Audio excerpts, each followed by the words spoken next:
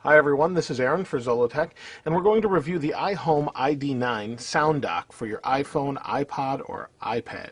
And what this does is allows you to place your iPad or whatever device you want to use in here via the dock connector and listen to music.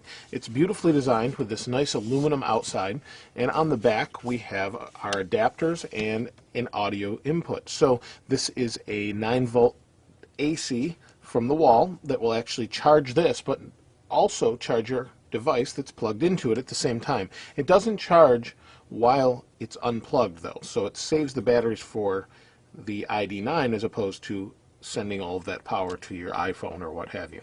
As long as it's plugged into the wall though, it will charge those devices. Now we have auto or on. I like auto. As you take the iPod out or iPhone or whatever you're using with it, it will shut the speakers off. We also have an auxiliary line in, so if you don't have an iPhone, you have a Zune or a Windows phone or an Android phone or whatever you're using, you can play music through it.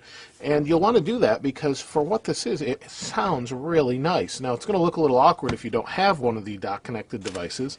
However, the sound is quite good. If I turn it on here, you can see we have an indicator bar. This is how many or what charge state the battery's in. So right now we're full.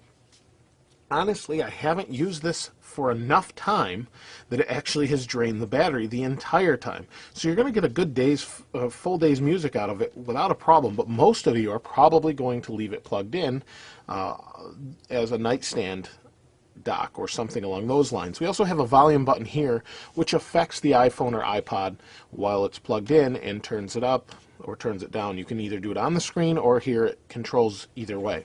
The sides has some speaker grills here. These are plastic and plastic on this side, but this is solid aluminum. You can see it's fairly thick too.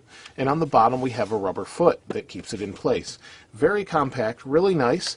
It's $100 or $99 from iHome, and that's assuming there aren't any discounts anywhere else, such as Amazon or any other place. It's a really nice dock. It sounds pretty good, so let's go ahead and plug in the iPhone. I'll show you how the iPad fits a little bit later. Let's plug this in. And like I said, it's not going to charge this because we're not plugged into the wall right now, but it will play just fine through here. Let me take it off here. Now this is some royalty-free music, so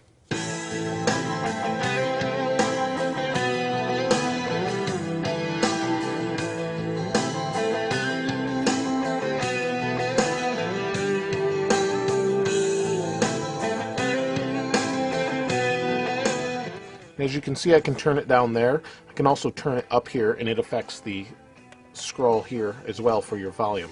This has SRS True Bass, and surprisingly has a really good amount of bass to it, depending on the size room you have. If you have a small to moderate size room, it actually fills the room quite nicely. When you get into more open areas, you're going to have a problem with the sound carrying. However, in here it sounds great, and in my normal office where I do all of my editing, it sounds fantastic. That's a small room, maybe a 10 by 12 room, something along those lines. It sounds great.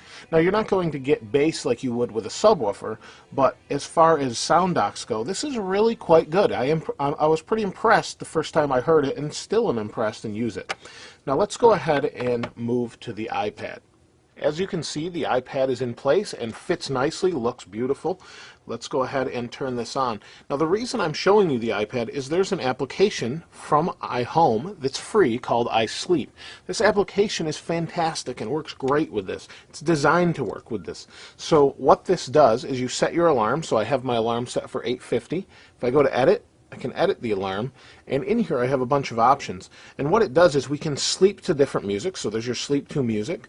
We also can Twitter when we go to bed, Twitter when we wake up, same thing when we wake up bedtime to Facebook.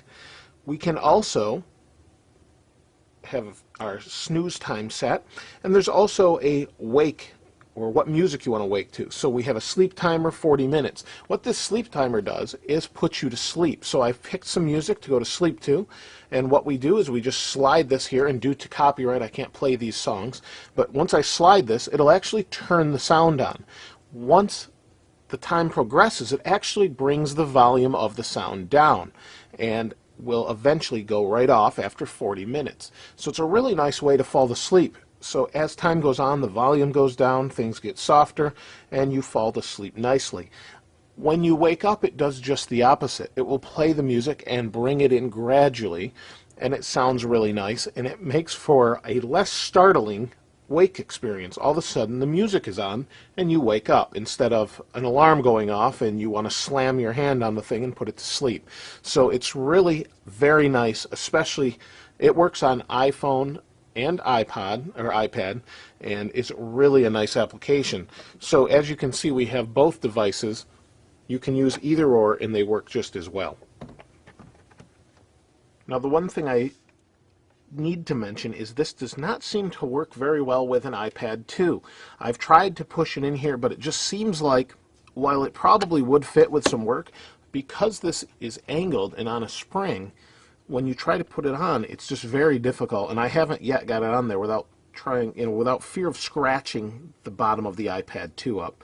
So if you have an iPad 1, iPod Touch, iPhone, this will work great. The iPad 2, I'm not saying it won't work, but I've had a very hard time actually getting it to fit on here. So one thing I wanted to show you really quickly also is, let's go back to our music I can actually play for you. There we go. Let's play this, and it will begin. Now it turned on automatically. There we go. Turned on automatically. If I pull this out and remove it, it shuts off automatically. So you're never wasting power, never wasting your battery, and it's always there for you to use. Honestly, I'm not going to say this is necessarily up there with your more expensive Bowers & Wilkins, Zeppelin, things like that, maybe Bose.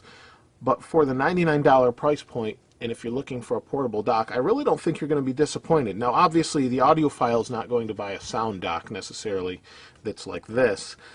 But honestly, I really think if you have a small room environment that you'd be very impressed by the sound of this. Anyone that I actually showed this to and had a chance to listen to it was pretty impressed by how it sounded. So check it out if you haven't already. It's the ID9 by iHome. Great little sound dock. And if you have any questions about it, please feel free to ask. I'll try and answer in the comments. This is Aaron. I'll see you next time.